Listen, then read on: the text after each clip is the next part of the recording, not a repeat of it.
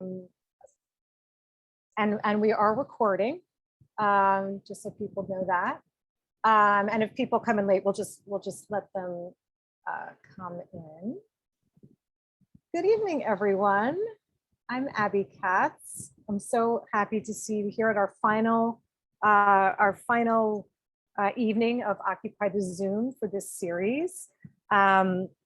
Tonight, we're going to be watching a film called Purple, which was created by an organization called Resetting the Table. I'm going to tell you a little bit about them, and then I'm just going to tell you what's in store for us this evening. So Purple is produced by Resetting the Table, which is a nonprofit organization that strengthens democracy through building collaborative deliberation across political silos in America today. We're going to be watching this film, capturing a small group of Americans with opposing viewpoints, modeling what a healthy public discussion of contentious issues could look like, and coming to see some of the concerns and experiences behind each other's positions. Resetting the Table conducted a listening campaign in the area of Wisconsin and Iowa in 2017, including 330 interviews of people from a broad range of backgrounds. The film captures a subsection of everyday people with opposing viewpoints drawing from their interviews. So the idea, you know, as we all know, particularly in the last 5 years or so, we've just been facing such contentious disagreement and discord throughout the country. So this is an attempt to try and bring people together to at least be able to have a conversation. So that's what the film is going to show us tonight. And we're going to put before we start the film, we'll put some questions in the chat for you to think about, and this will be for a discussion after the film. We are so pleased tonight to have some very special guests with us. We have Dan Zucker, who's going to speak to us about a project that he's been working on that is similar to this, and also Jade Groobman, who is on the BJ staff, who has also done versions of this. And of course, we also have Roly with us tonight, which is always a treat. And we're going to be hearing from them. After the film, we'll also do a little breakout room and discussion, and we'll talk you through all of that. So before we get started, I just want to thank Kiana Davis on BJ staff, who's been so helpful to us throughout the entire Occupy series. And of course, my fellow Occupy folks, Shirley, Ted, Sylvia, and Judith. And we want to give a big thanks to our panelists tonight for giving their time. And then thank you to all of you for being here. So next, I would like to hand it over to Roly, who's going to give us some words, and then we'll get started with the film. Thank you, Abby. Thank you, everyone, for being here. I just want to frame what we are going to see and experience tonight a little bit. We're all living with a very deep sense of brokenness. I mean, so many things are broken.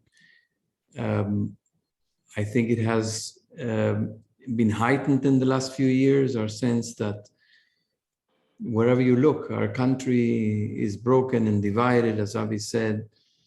Democracy is broken, climate is broken, health, with COVID, I mean, has brought a lot of brokenness.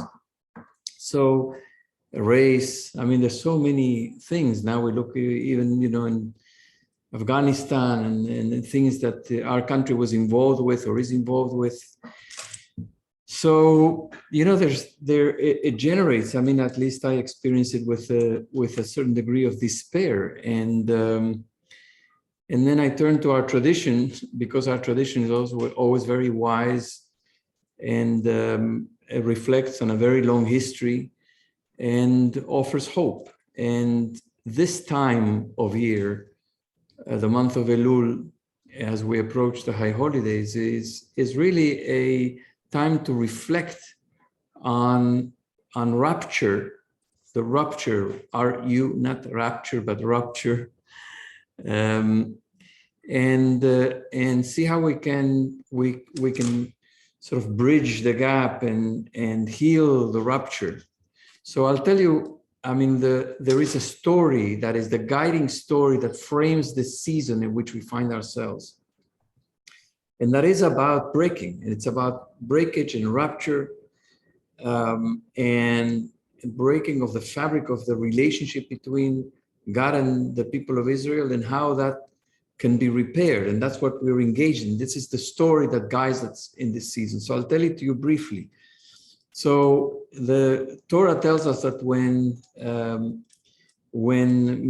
Moshe went up to Mount Sinai to receive the Ten Commandments, to receive the Torah, after God had appeared to the entire nation in a moment of revelation, a glorious, deep, awesome moment, Moshe remained on the mountain for 40 days and 40 nights. And then when he came down, he was told, as he was coming down, that the people down there were dancing around the golden calf and had betrayed God. And Moshe is incensed, and I think channels God's anger, his own anger, God's anger and frustration and sense of tremendous betrayal. This is the God that had taken the people out of Egypt, brought them out of oppression, took them through the sea, guided them in the wilderness for a few months, gave them God's revelation and the Torah, and now the people are dancing around the golden calf. So the sense of betrayal is enormous, and Moshe takes the tablets and breaks them. I mean, that's the breakage. That's the rupture. It's a symbol of the rupture of the relationship between God and the people. Broken. And God says, I don't want to have anything to do with them. And I want to destroy them. And Moshe pleads with God. So the chronology is that Moshe comes down on the 17th of Tammuz. Okay, the 17th of the month of Tammuz, and that's when he breaks the tablets.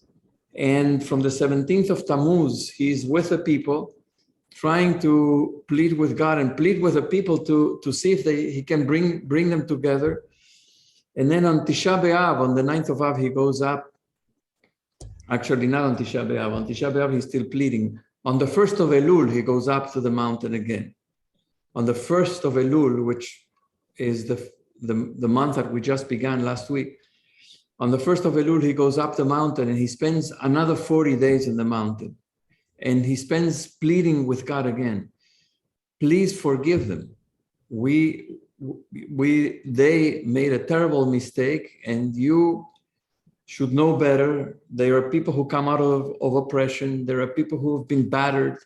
There are people who don't know better, and you should have compassion for them and forgive them. And then God says to Moshe, I will forgive them. And that happens on Yom Kippur. So 40 days after the 1st of Elul, when Moshe went up, 40 days later, it's Yom Kippur. And forgiveness comes on Yom Kippur. And the repair of that breach and that relationship happens on Yom Kippur. And it happens when God says to Moshe, I will reveal to you the 13 attributes of my nature, of who I am, the essence of who I am, says God. I will reveal to you. And God says, my nature is El Rahum V'Chanun. I am a compassionate and merciful God. V'Rav Chesed V'Emet. And I have love. And I have truth. So, the repair is done through compassion and mercy and love, but also truth. And then it says, Rav Chesed V'Emet. Notzer Chesed La'alafim. I will create love for all the generations that come after this generation. And then he says, Noseh avon v'fesha v'chata v'nakeh, that God lifts transgression and sin and forgives. And so the nature of God that allows for this breach or for this rupture to be repaired and for the relationship to be restored after the big betrayal is compassion and mercy and love and truth and forgiveness. And so whenever we as Jews seek to repair, to get back in relationships with our loved ones, with our community, with our society, whenever we try to narrow the gap and to heal, we invoke these attributes of God, and we have to, in many ways, live them out ourselves. Compassion, we have to imitate God, if you will. Compassion, mercy, love, truth, forgiveness. So this is the story and sort of the spirit of this season, from the 1st of Elul to Yom Kippur, to find forgiveness and to find that.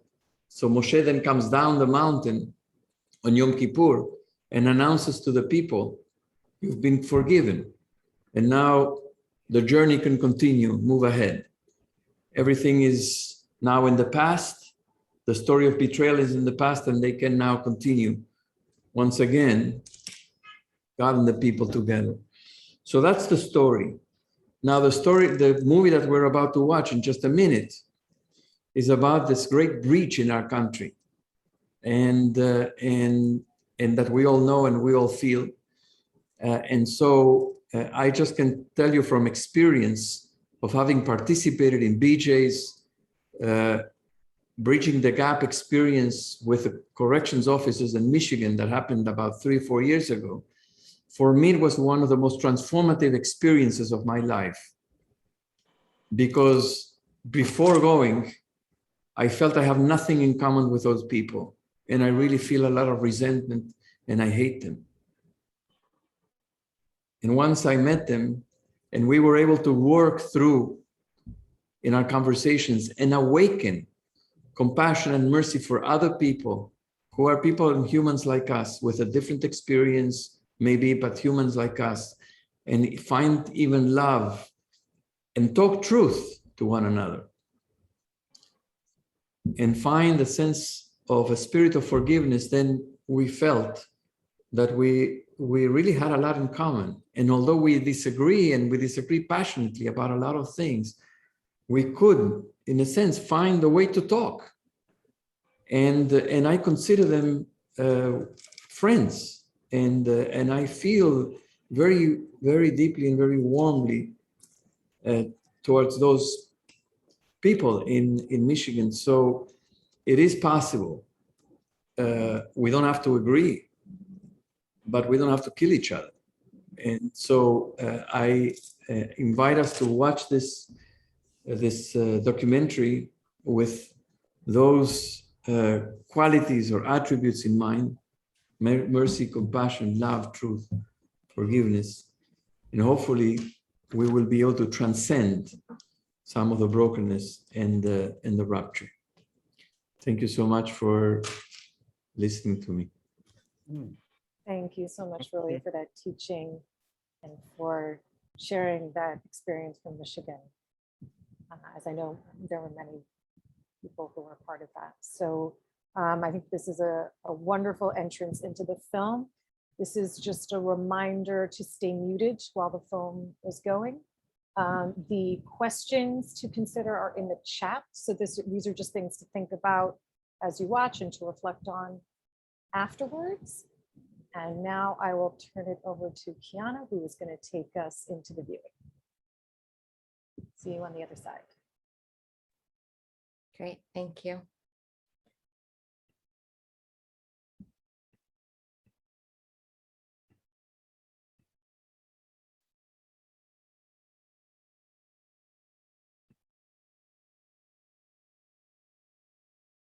Can I get a thumbs up if people can see the film on the screen, and I'll make it full size once we start. Thank you.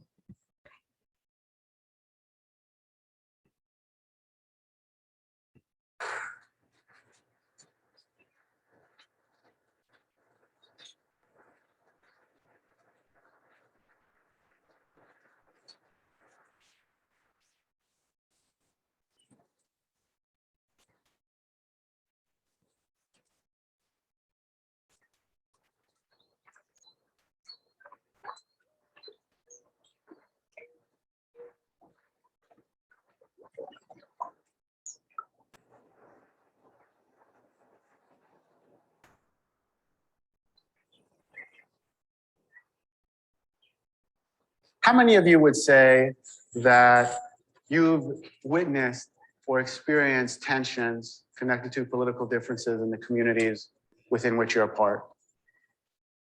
Okay. How many of you have avoided talking with someone about some controversial topic or political issue because you know that they are in a different place than you are? All right. Yeah, we are in an epidemic of a contempt, anger, and siloing with respect to political differences and divides in our country. Studies have found that we are more divided in America today than at any point since the Civil War. Right here in the Driftless is one of the more purple areas in the country, with strong red and blue living in the same neighborhoods, often going to the same churches, and also many people here who would define themselves as purple or something other, don't feel like they fit into the two-party system very well at all. So we're going to be doing a few different exercises to really delve into who we are. We're going to give you several minutes to make a list. Moments in your life that most powerfully formed or changed your personal moral or political makeup.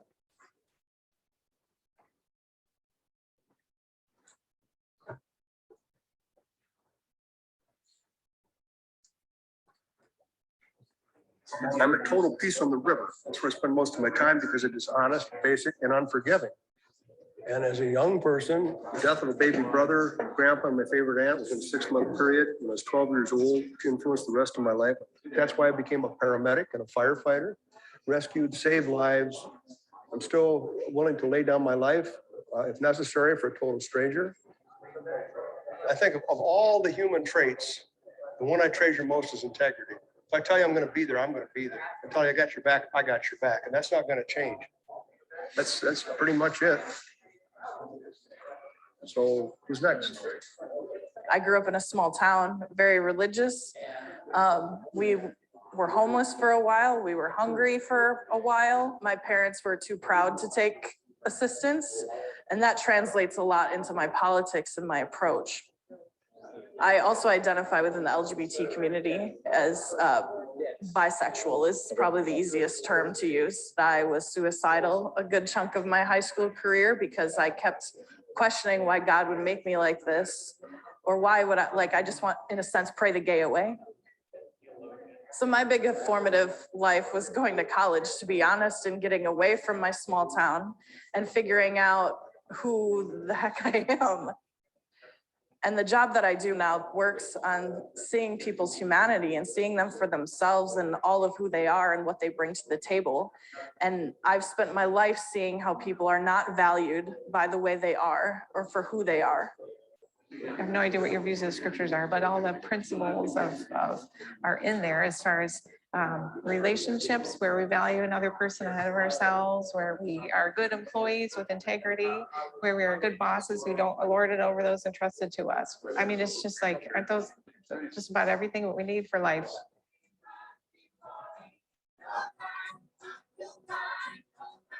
My parents divorced when I was 10 years old. I didn't know any other kids at that time whose parents are divorced. And I was from the generation where all of a sudden divorce was starting to grow and become rampant in broken families that we didn't have prior to the 60s and 70s. And so seeing the ramifications and what that's done in our culture, where I end up politically, and it's basically whatever we can do as a society to support strong families. And if we do it right, the way we're meant to, that so many of our other problems wouldn't be where they're at.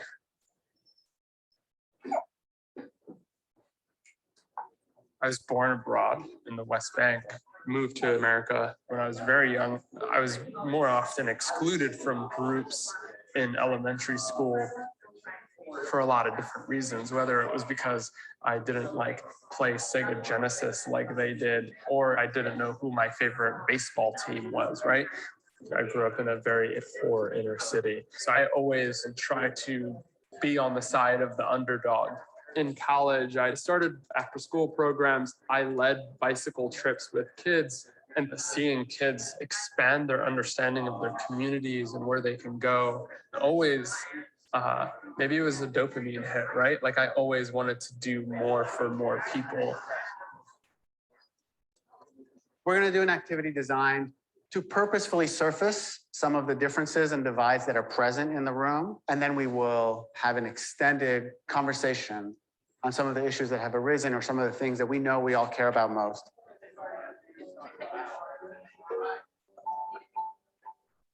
We're so locked into our parties and one's going to take the extreme of the other. Is it one immigrant? Is it 1,000? Like, where do we start to care about the humanity that we're showing other people? Feels like we all value the autonomy of a mother and that we all value life in the womb. I don't think the government has any voice in this. Nobody owes me a living. Nobody owes them a living. Earn it. 1% of our population owns 90% of the wealth.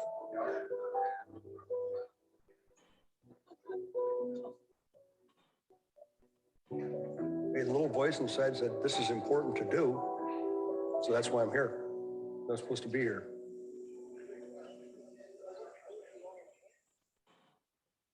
There is this question around the social safety net, what it offers and the problems with it. Earlier, several of you focused on a frustration or a critique, but there were differences here.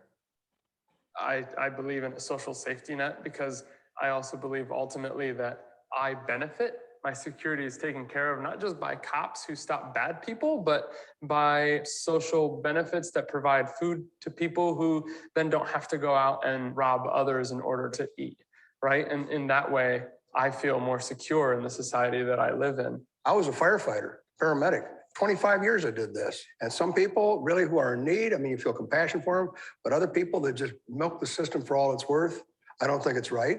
I so agree with that. And I just thinking of the analogy of a parent, just how hard it is for a parent to let their kids fail in any way or to be needy in any way. And yet, the more that I continue to do for them and bail them out and things, and the less they're going to learn important life lessons. And so I think we struggle with that as a society. How do we best care for people, but not do so much that we are inadvertently keeping them in dependency?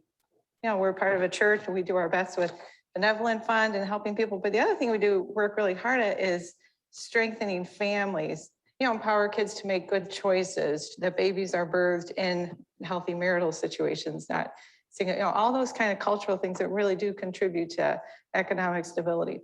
As Karen was saying there, I think that's important that we teach these kids and get out of the way as much as you can. Because as long as you're dependent on somebody to do the work for you, why should you do the work? There's no incentive. This brings up so much. Yeah. I don't think our government does enough for the people that live in this country. I think that the way our country was set up to begin with, being on stolen land from people, and then we have built a country on the back of slave labor and continue to in some ways. I really don't feel like most people wake up thinking that I want to be one of these like nags on society. If we're a country built on life, liberty, and the pursuit of happiness, but we ensure that most people have no chance at happiness, how are we really upholding any of this? Something sort of energized me, AJ, that people can't begin to understand sort of the injustices that we live in, and that formed the base and foundation for people who are doing well. And then thinking about, you know, the way that I view the social safety net, and it comes back to something that no one's really said the word much today, but privilege, right? You know, going back to Karen, you talk about helping your children, but realizing that helping them has in some ways hindered them. To which I say, you provided more for your kids than just the things that they wanted, but you've probably provided them the tools and the support and the love and the knowledge that if they miss a car payment, you'll support them for that month if they prove that they can pay it for it the next month. Whereas there are so many people who, if they miss that car payment, they can't turn to anyone. So there's a privilege that your children also carry with them. Well, Akram, I don't know anybody, anything. So when I was in junior high school, I got a 50 cent a week allowance. Fantastic. Got into high school, say, Dad, I'm going into high school now, I'll be taking girls out, going to football games, a little more allowance. He said, how much were you thinking? I said, well, $1, get a job. And that was the last I was on the dole.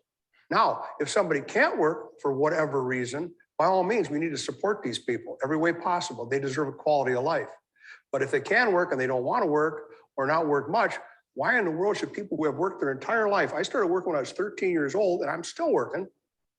I'm a senior citizen and I'm still out there busting my hump 200 days a year when possible, either doing farm work or herding cattle or guiding. Why should I pay for anybody? Supplement their type of thing. I think that a lot of times that when people don't work, there are other reasons there, right? Whether they don't know how to interview very well or they don't have the skills. You talked about at 13, you were able to go and get a job because your dad told you to.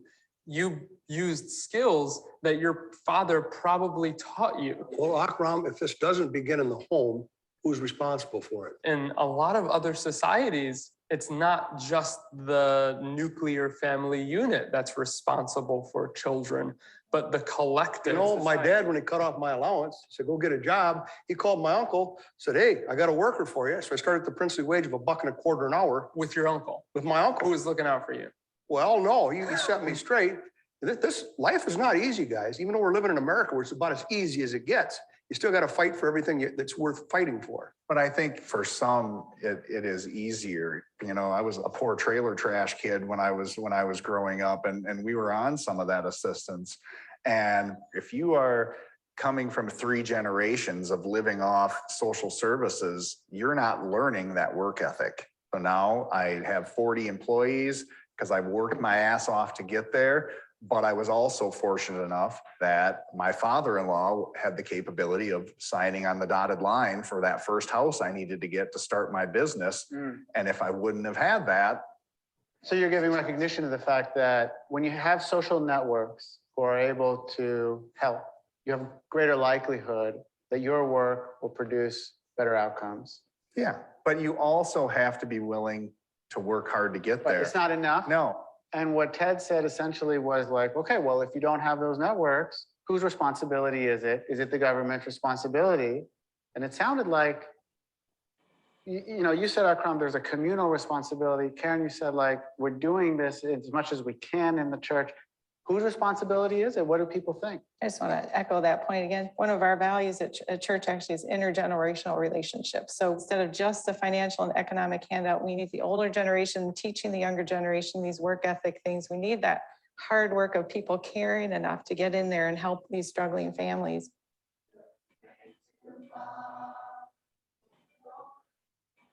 Marvin Olasky, the editor of World Magazine, says, social justice is a sum of millions of acts of relational justice. So we tend to think of it as who we vote for and it's those big things, but it's not. It's those small little things that we do every day that connect and mentor the next generation. Is there a difference for you if that connecting is enabled by the church and is enabled by government or It's probably a both and. It's probably a both and for sure, yeah.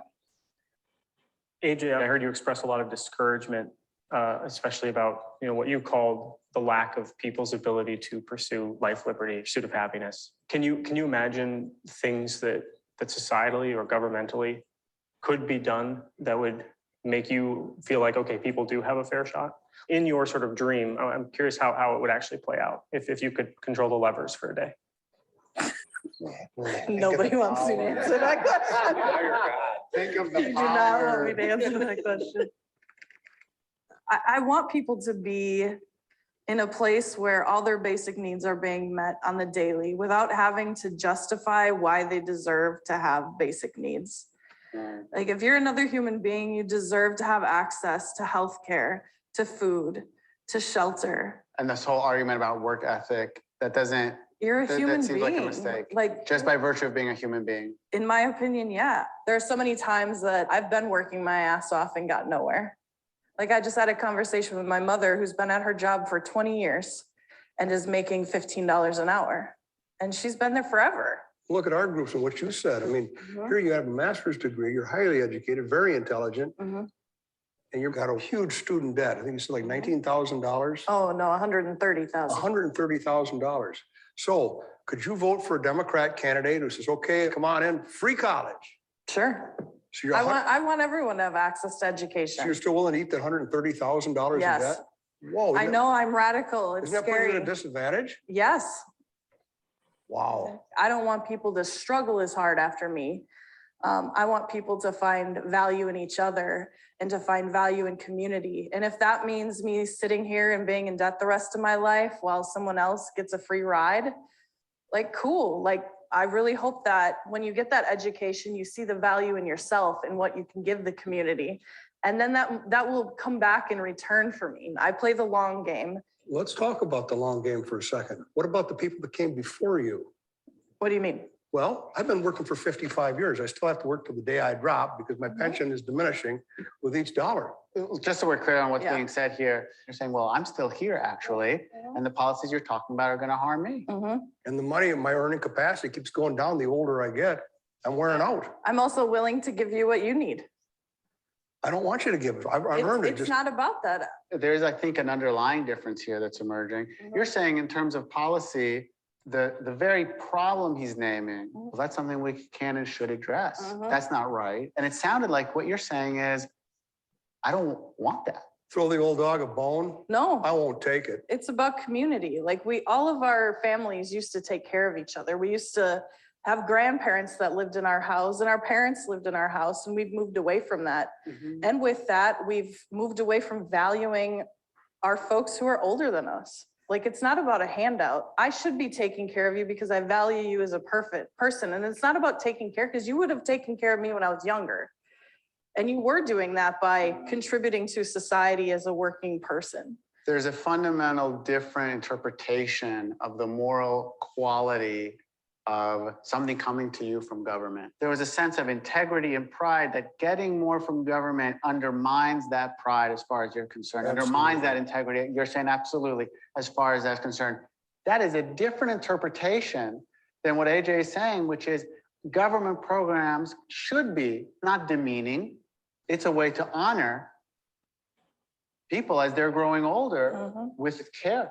It's like radically different ways of looking at what would happen as government is supporting retirees.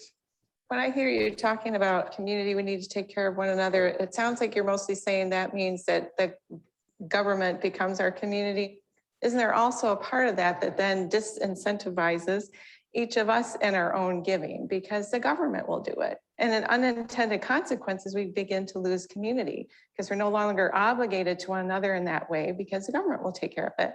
And I know I've been guilty of that sometimes. So I'll say, well, they're on food stamps, they're fine. Whereas before we had quite that growth of that safety net, we did just inherently, we took care of our elderly. They were in our homes because we had to, and community was built So in. you're saying the very community that AJ wants to achieve, if the vehicle is government, people don't rise up to care for one another because you think that this person is being taken care of by this program or that program. And the very social relationships that AJ has returned to over and over again don't actually get invested in. This is more than just our government, it's our culture, it's our way of life. I don't really want anything to do with how we govern right now, but I'm trying to work with you all to find that solution and really work toward the middle, to be honest with you. As much as I am radical as socialist. that's the thing about our country, is we are able to sit down and have these conversations, and I do not take that for granted. I use my voice all the time because I have a right to use my voice, and a lot of other places in the world do not have that right. And so we need to continue to do this because that's what all of the people who came before us died for. That's why, is so we can sit here and have this discourse. I really appreciate hearing your thoughts and understanding your world views and having you listen to mine in a real way. I feel like through these kinds of conversations with people of extraordinarily different belief systems, it is always incremental. It's always forward progress for the betterment of everyone. It's been really neat to share this with intelligent conversation with people a lot smarter than I am, a lot more perceptive and open-minded than I am. This is just a fine group of Americans, and only in this country could we have such diverse opinions and still have hope. America's best days are yet to come. That's what I take away from this. I will name my appreciation for this helpful reminder that people of opposing political viewpoints aren't the caricatures that I sort of often assume that they are. It's been a joy for me to encounter people who bring more nuance and complexity to their politics than I sort of lazily assume is true most of the time. So thank you.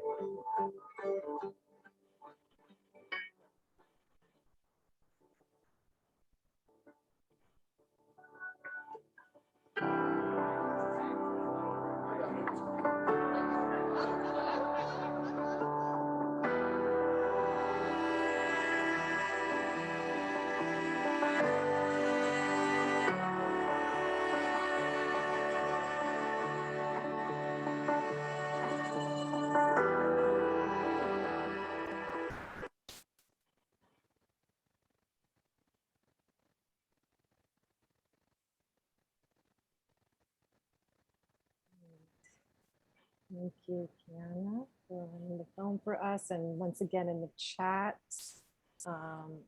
our questions to reflect on. Before we get into that, I want to introduce two of our guests tonight. Just pull up my little notes here. So we have some special guests with us, Dan Zucker, who has a project called Bridging the Gap, which he's going to talk about a little bit. And I'm just going to read a short bio for you. Dan has been in the music business for over 30 years and is currently the Executive Vice President, Business and Legal Affairs for RCA Records, a division of Sony Music. He's a graduate of Oberlin College and the parent of a 2015 graduate and a rising senior. Dan and his family have been members of B'nai Jeshurun for more than 20 years, and his 3 now adult children all attended Hebrew school there. And Jade Groobman is a BJ staff member. And I'm just going to give you a bio, originally from Boulder, Colorado. And I work at BJ as the Community Engagement Program Associate, a recent graduate of the University of Kansas, where I received my bachelor's degree in Women, Gender, and Sexuality Studies, served on the WGSS-DEI committee, and helped create a program called What the Bleep is Going On at KU Hillel to help generate political dialogue and critical thinking amongst KU students. So I'd like to welcome Dan and Jade, and I'm going to have them each speak for a few minutes on their respective projects, and then we'll move from there. But Dan, why don't we begin with you? Okay. Find you. Where did you go? Were you able to spotlight, Dan? I can start. I can start with the spotlight. Okay. Well, first of all, thank you, Julie, who I think is on, for inviting me. I was asked to speak for about 5 minutes, and usually my reaction when I'm asked to speak for 5 minutes is that that's about 4 minutes too long. But on this subject, I can go on for a long, long time. But I will try and keep it to 5 minutes. So Roly mentioned the exchange with the Michigan corrections officers, the union, the MCO. My wife Lisa and I were unable to participate in the exchange, but we took part in some of the subsequent events. And I started thinking about the exchange and how it could be applied on the college level. I thought this could be an important and perfect opportunity for college students, that they could do this kind of skills building to help learn how to have conversations with those of opposing views, just as they're finding their voices and sorting through their values and establishing their worldview and their convictions, that would really be the perfect time for them to also learn how to listen. I am an alum of Oberlin College. My daughter Sophie graduated in 2015. Clara will be a senior in the fall. And Oberlin, I thought, would be the perfect place to try this. I mean, as a school, its reputation or its caricature makes it kind of the poster child for liberal snowflake cancel culture, which of course is exaggerated, but there is some truth to it. It can be difficult to have these kinds of courageous conversations on campus. At Sophie's graduation, Michelle Obama spoke, And in her commencement speech, she said, she urged students to run toward the noise, not away from it. Now, Oberlin students, like those on other campuses, liberal, conservative, are far more likely to retreat to the echo chamber of those who agree with them, right? So they agree with one another and avoid the more difficult interactions with the other. But I wanted to try an exchange between Oberlin students and a conservative school. Simon Greer, who led, I approached Simon, who he led the BJ MCO exchange. I said, have you considered doing this with college students? He said, no. I said, would you? He said, okay, let's try it. So through our friends at the MCO, we connected with a conservative Christian school in Michigan, Spring Arbor University. We proposed a program that would take place, this is for 2020, in January 2020. Oberlin has a winter term, something that they've had since the early 70s. It's a 1-month period where students aren't enrolled in academic classes. They can do individual group projects really of their choosing, as long as they get a faculty member to sign off on it. It can be as simple as sitting in your dorm room and teaching yourself how to play guitar, or interning with the Justice Department in DC. I did both those things. So we made this proposal. It was approved. So what is it? What did we do in 2020? And what did we do again in 2021? Well, first, what it isn't is equally important to what it is. It's not a quick fix. It's not why can't we all just hold hands? Why can't we just get along? It's not about, some mushy meeting in the middle, or compromising beliefs. And it's not about having some third party come in and mediate. It's about one-on-one and building relationships with individuals whom you might otherwise see as the other. So Simon refers to having a strong back and a soft front, having the strength of conviction in your values, in your beliefs, while having the humility, talks about that a lot, the humility and the openness to hearing and digesting diverse, disagreeable, maybe highly disagreeable views. And it's hard work, right? I think we all know it's very hard work, and we all know that there are extremely powerful forces in politics and media that frankly benefit from pulling us apart. So what was the program that we did in January 2020? We had 9 Oberlin students, 8 Spring Arbor students, and it was a 3.5-week curriculum that was divided into 3 parts. The first was classroom instruction, which was taught by Simon on the individual campuses, Oberlin students on their campus, Spring Arbor on their campus. And this was the skills building part. So Simon taught active listening skills, what he calls full body listening, without distraction, without reloading, without thinking of what's your response while you're trying to digest what the speaker is saying. We're always thinking, what's my response? So he was trying to teach not to reload, and of course, not to judge, not to label, and not to interrupt. He would say things like, stay within the footprint when you're engaging with the speaker. Ask open-ended questions like, tell me more about that. What was that like for you? Don't stray from the footprint and say, oh, that reminds me of something I did. Like, then you've gotten away from the speaker. Simon also worked on the flip side, because listening is one part. The flip side is learning how to be heard, right? So he would teach storytelling skills, how to convey actual experiences full of details, show, don't tell, that kind of thing. So that was the first week. The second part was the encounter with the Spring Arbor students, and that was 8 days, Oberlin students living with Spring Arbor students on their campus. It started with values exercises, stories, listening, working on tests today. There were exercises with picture cards, which match your values the most, and then talk about it. It was all these kinds of things to build good faith, build trust, to kind of create the space, create the room where the students could find common ground as well as room to disagree. Oberlin students went to Bible study gatherings. They interacted with other students on campus, and then they did get into the issues and just had open discussions about all sorts of things: abortion, immigration, racism, guns, God. I mean, they went through a lot. The third part, because we wanted to have the first part, the skills building, the second part, obviously the exchange, but then we wanted to show them, let's see a real world application. Let's see where it's working and where it's not working, where individuals and groups, activists are trying to do it and others who aren't.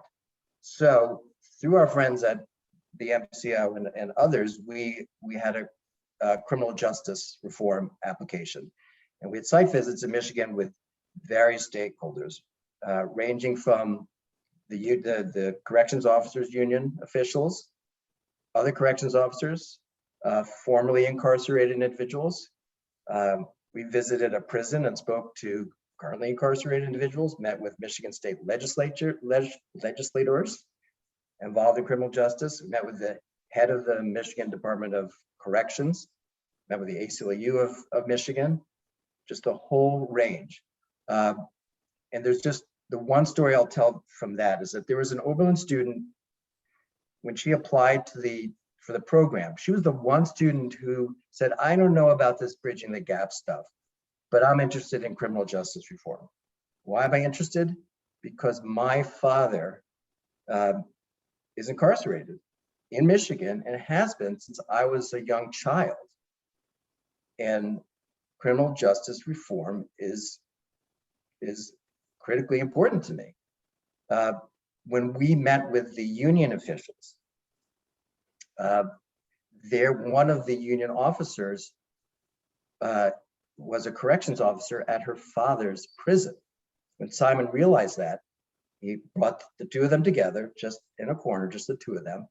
And the corrections officer, she looked at Darielle and she said, oh, I know who your father is. You have his smile. She said, he is so smart. He doesn't put up with any BS. He keeps us straight. And they had like a 5-minute conversation, at the end of which they hugged. And Darielle left there thinking, I mean, not only could she never imagine having any sympathy towards a corrections officer, because we had heard their issues. They have incredibly high suicide rates. There are common goals that they share with incarcerated.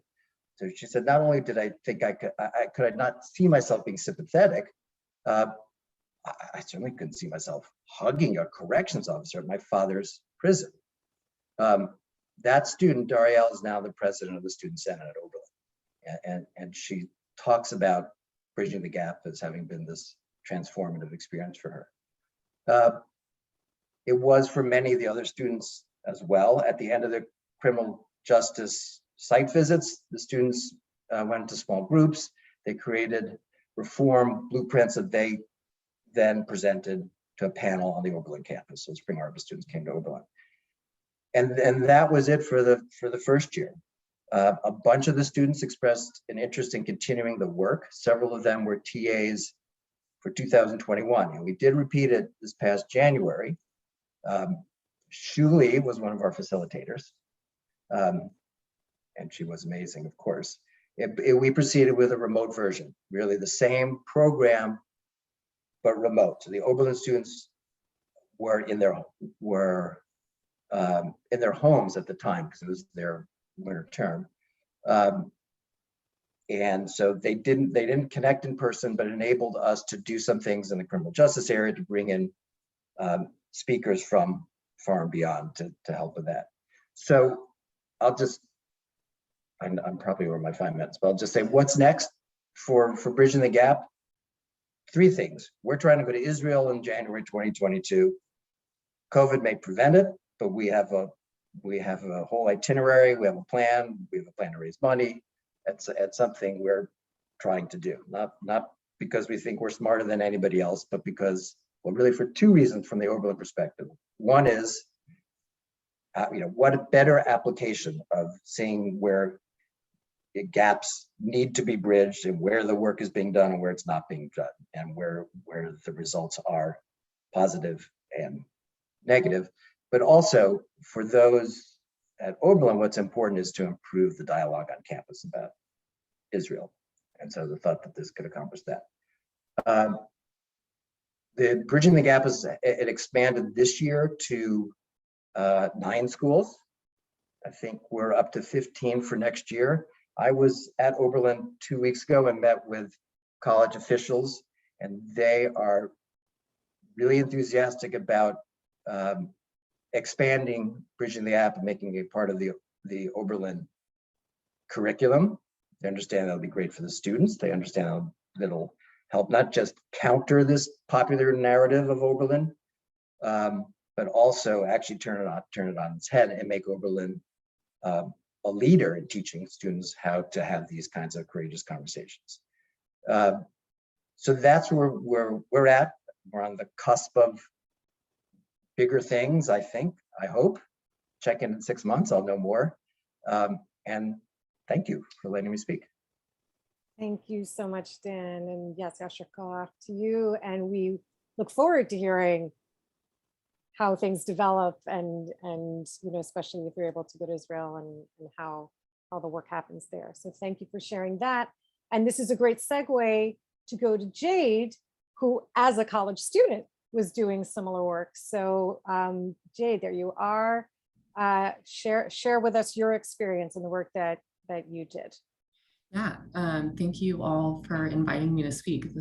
I had never seen this film before and was touched and moved. And I think that conversations like this are incredibly important, which led me to want to facilitate more of these conversations on my college campus this past year.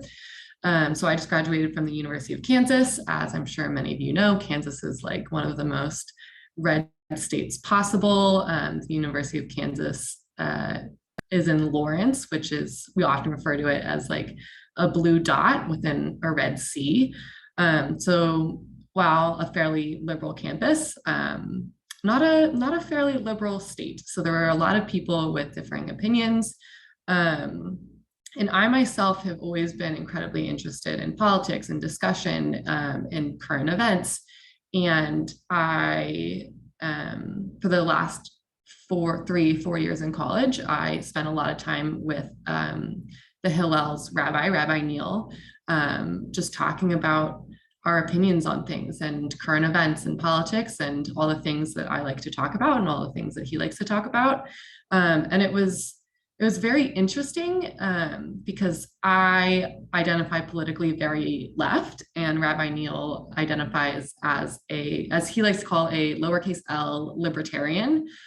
So we had lots of different views on things, and it was always it might have just been his job, but the conversations were always approached with a sense of curiosity and a genuine desire to hear each other's sides and opinions and learn from one another.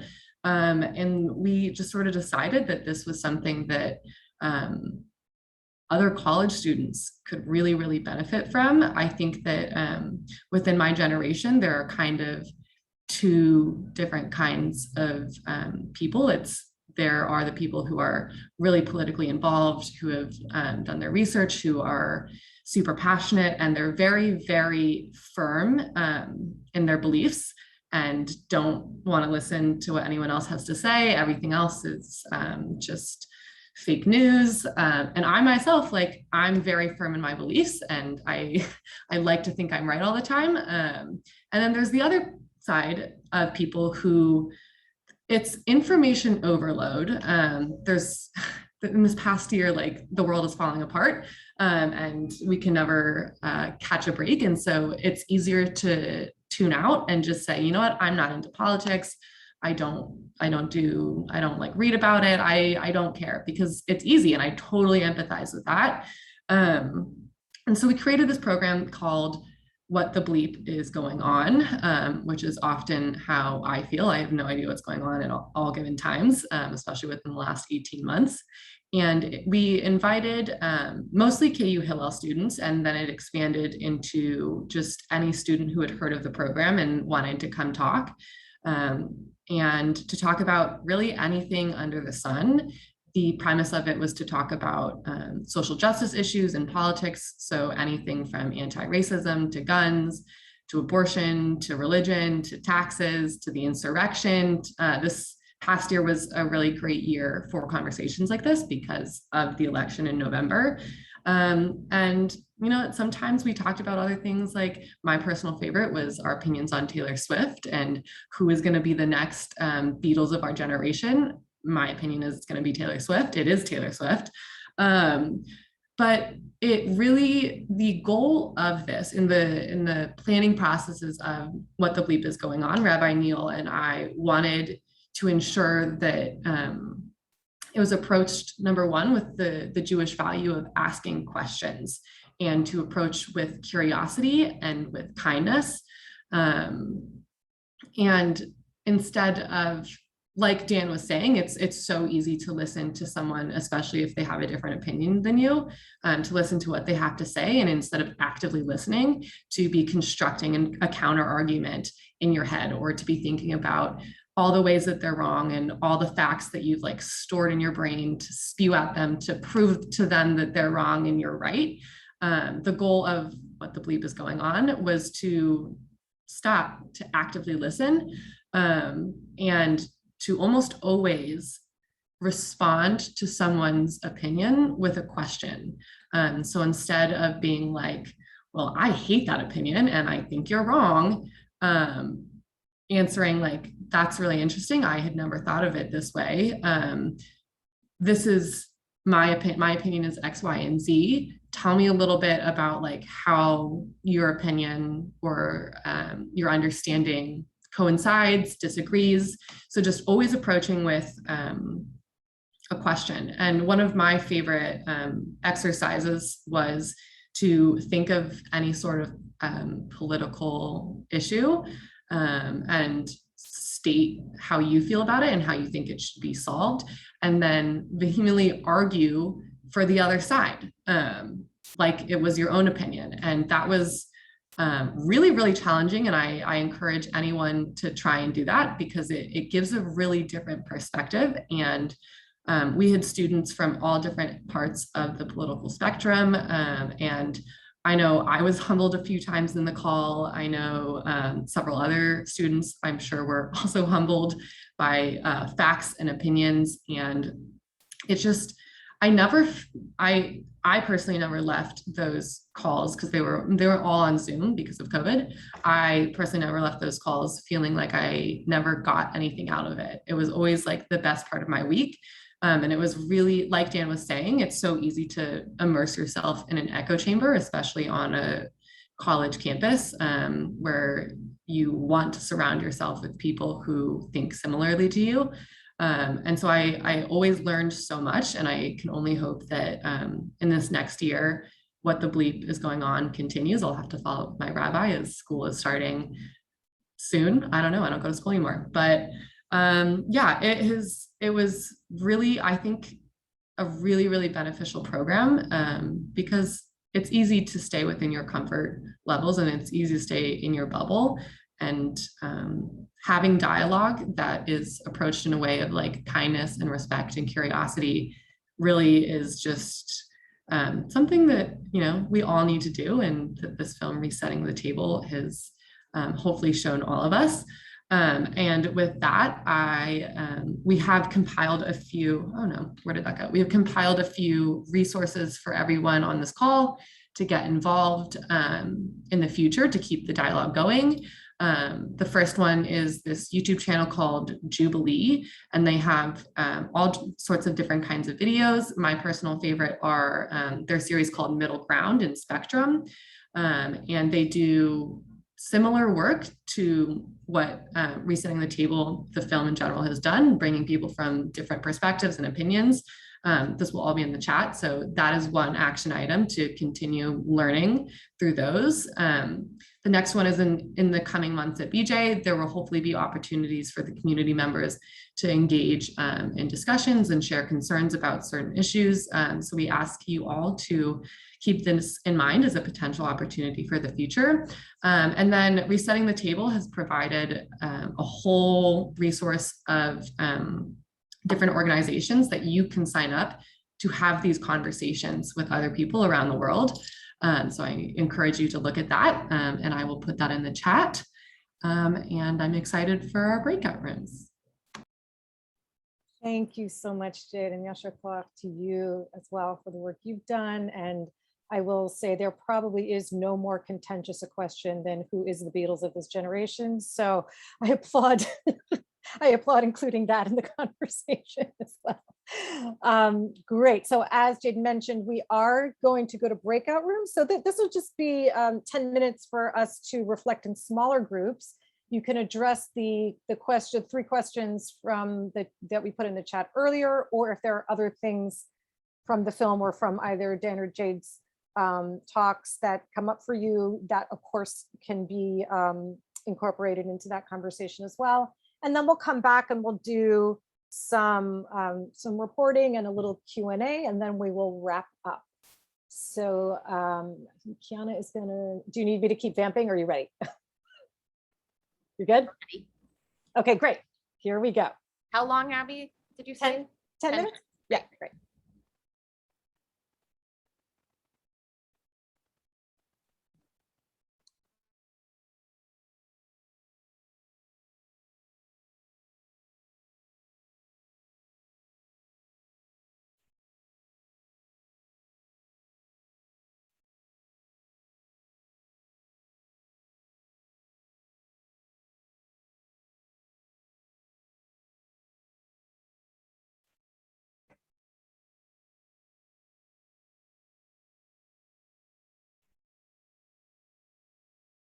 Okay, so anyone still here, you should have seen something pop up on your screen telling you to join a breakout room.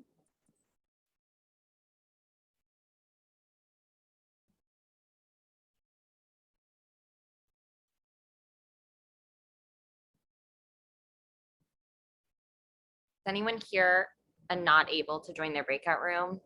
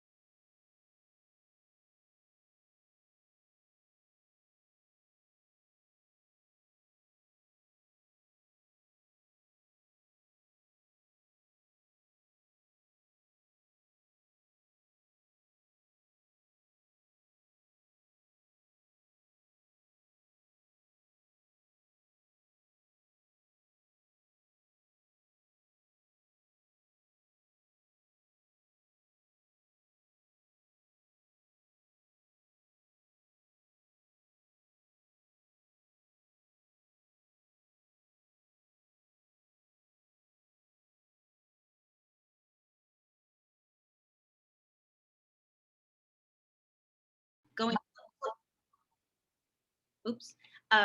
of going or staying rather closer to home with these conversations.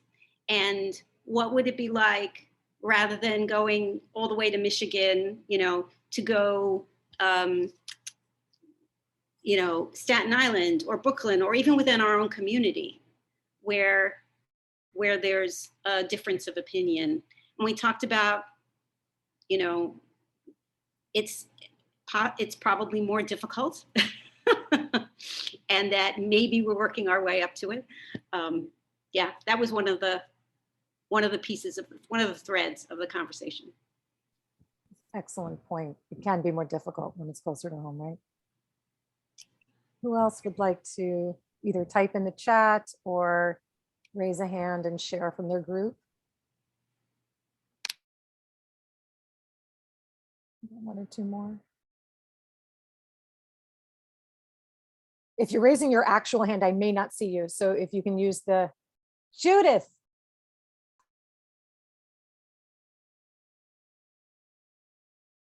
Judith, you're muted.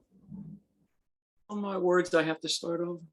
I think that I'm paraphrasing, but I think what hit us was, of course, the video and the way it was possible to find certain commonality. It was like stripping back something sweeter than an onion, and we didn't say that.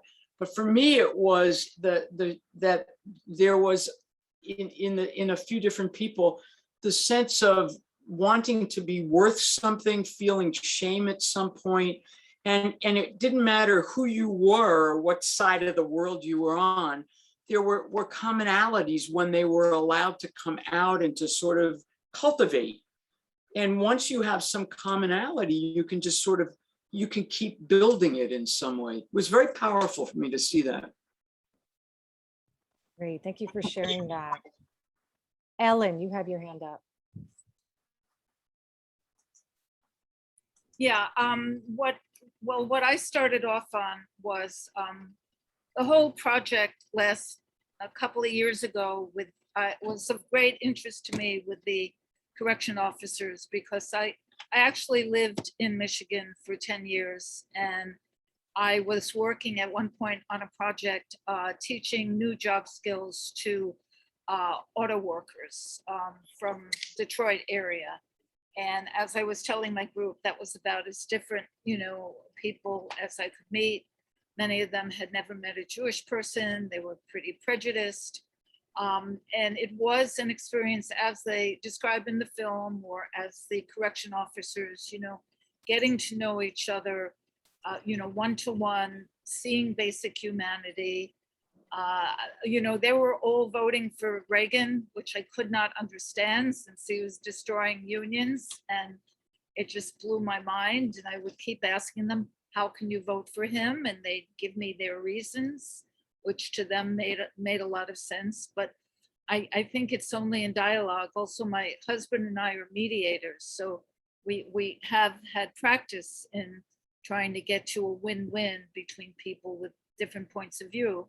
But we also spoke about the need to unite with people in the New York community and different Jewish groups, which can be as different as anyone else. So the need to cross bridges, you don't have to go to the Midwest. You can easily go to other communities, as people discussed. But it's that finding the common humanity. I think, you know, there's been programs with Palestinian and Israeli teenagers, which also have been very effective. So, you know, in mediation, you say it's a win-win situation, which I think it's very important. And this is really good work. It's exciting. Thanks. Thank you, Ellen. You've had very practical application of this kind of work. So thank you for sharing that. Anyone else? We are coming to our last few minutes. Is there anyone else who'd like to share from their group, either in the chat or vocally? Okay, I know we're tired. It's it's intense. It's an intense thing. we are also, so just a reminder once again, that Jade has put some resources, excuse me, in the chat. We're also going to put in the chat a link to a survey. This is from Resetting the Table, and they ask us to send out this survey, and you can just click on it, and we're also, I think we're going to try to send it out again in case, over email, in case anyone didn't get a chance to capture it tonight. And this is just helpful to them in their work in terms of your responses to the film and to the evening. So if you would do that, that would be great. And we'll just take our last few minutes if anyone either vocally or in the chat wants to just post a takeaway. You can just either unmute and say it or put it in the chat and I can read some of them. Whatever you feel was the most important takeaway from this evening. And of course, as we are moving toward the holidays and thinking about all the things that Roly taught us earlier this evening, if you want to share any of those, we'll just use our last couple of minutes for that. Shirley, go ahead. I think that my takeaway is, instead of is to listen and to compartmentalize my feelings enough and my opinions enough so that I can actually take in what they're saying and not be so concerned about how I might respond to them or act or react to them, but really take it in. And I think that might open up a greater sense of understanding on my part. That was a big takeaway for me. And I would actually like to learn more of these kinds of skills to help me in that. Yeah, those mediation skills, right? Other thoughts?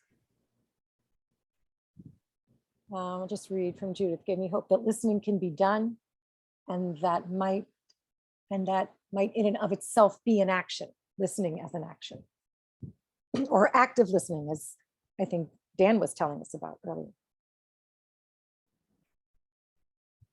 Abby, Shira has her hand up, and Sandy has her hand up. Thank you, Shira. And then we'll go to Sandy. Hi, thank you so much. This is wonderful. Part of me wants to tag on to what Shirley had said about obtaining the skills. It was not what I know. The group had a facilitator, right? And so, and I think that was one of the questions that first came up. Who's the facilitator of our, of our little breakout group? And personally, not having all the skills. I know Dan talked about the active listening courses and things. Years ago I took one. Anyway, sometimes my passions rise up, and it's not easy to listen, so I really identified with, obtaining these skills, having other ways to get these skills to I want to listen, and anyway, I'm going to stop with that. Thank you. Thank you, Shira. And Sandy. I was thinking back to going to we have relatives in the Midwest. My husband and I are both from there.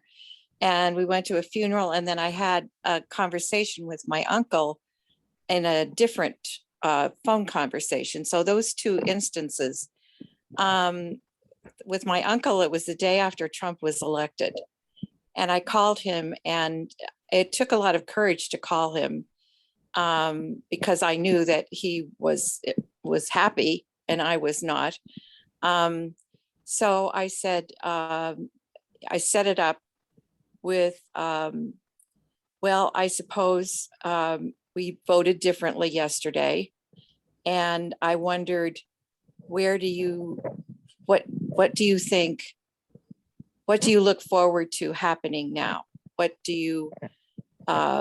do you see things going forward? And he started complaining, talking about Hillary Clinton. I said, forget Hillary Clinton, she's history. I want to know now that we have a new president, what do you expect? You know, and so I got him he was nervous, but I got him to just explain to me. And I didn't try to tell him anything. I just kept asking questions. And there isn't time for me to go into what happened at this funeral in Denver, but it was the same kind of thing. And I found that neither one wanted to hear my opinion.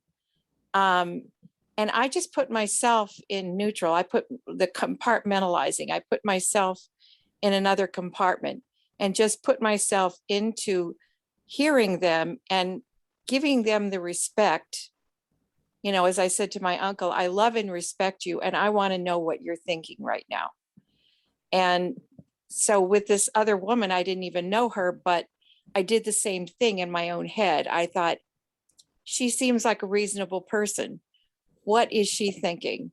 What, you know, so I just asked sincere questions as she went along. And my take away from that is that even though I didn't share my opinions, I think that I showed them that they knew that I was a liberal, but I think they saw that a liberal would listen. And that in itself is a demonstration against what they think liberals are. And I saw things from their point of view, which I really hadn't totally understood. And so it was enlightening to me. And I find it very, it's like a real hard exercise to go through. But I'm glad I did it. And I don't get that much of a chance to do it now because I'm afraid that I'm going to cause problems with people I see all the time. So those were fine because I wasn't going to see them again. So anyway, I don't want to go on and on, but I just wanted to put that in, that it can be done. Yes, indeed. Thank you so much, Sandy. So we'll wrap up with Nilda and Stephen. You had your hand up, and then Kiana. I was just going to say exactly what Sandy was saying, that sometimes by listening to what people are telling you, you can sort of get an idea.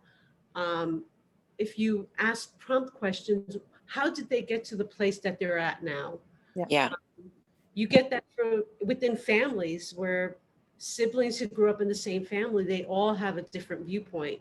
And I think the more questions we ask as to why you have this sometimes rigid understanding of the world, us included, right?